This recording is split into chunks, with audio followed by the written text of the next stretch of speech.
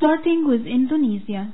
A tsunami swept away buildings and killed at least several hundred people on the Indonesian island of Sulawesi, dumping victims caught in its relentless path across a devastated landscape that rescuers were struggling to reach on Saturday, hindered by damaged roads and broken communications.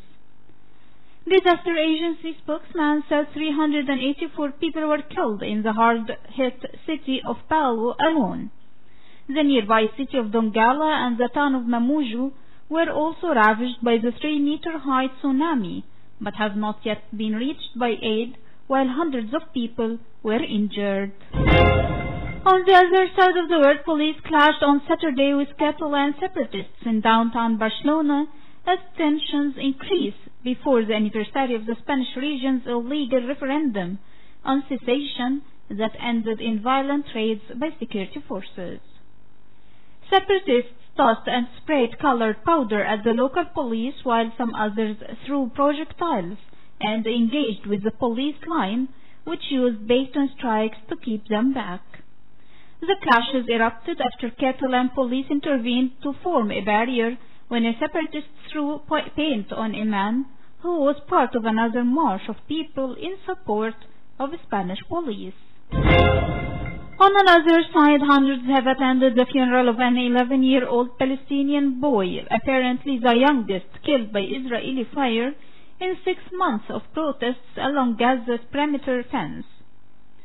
Nasser Musayeba was among 7 protesters who Gaza health officials say were killed by Israeli troops near the fence on Friday. Protests began in March and recently accelerated after the latest failure to negotiate on easing of Gaza's 11-year-old border blockade. Meanwhile, Friday marked the deadliest day of protests since mid-May, when 60 Palestinians were killed.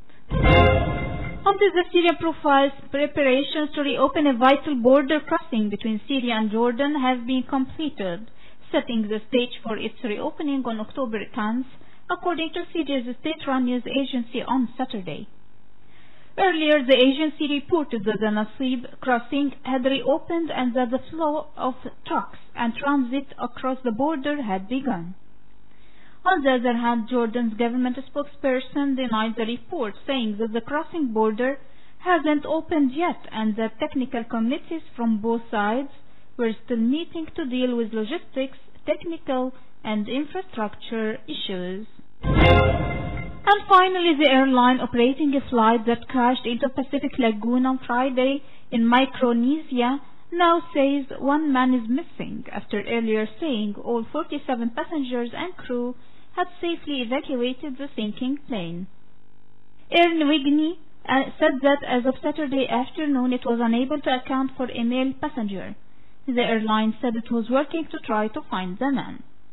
Noteworthy is that local boats helped rescue the other passengers and crew after the plane hit the water while trying to land at the Chuuk Island airport.